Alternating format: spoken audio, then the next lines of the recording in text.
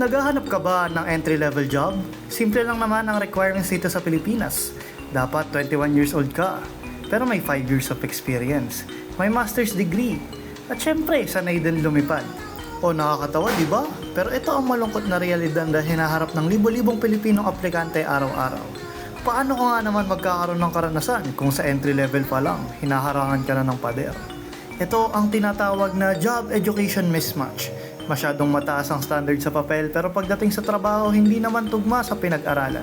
Ang resulta, sayang ang diploma, sayang ang galing ng mga nakapagtapos at na-stuck sa trabaho hindi naman para sa kanila. Kaya mga kapatid, panahon na para baguhin ang nakasanayan. Isulong natin ang competency-based hiring, isang sistema kung saan tunay na kakayahan at potensyal natin ang binibigyan ng halaga. Hindi lang ang pangalan ang paaralan o haba ng resume.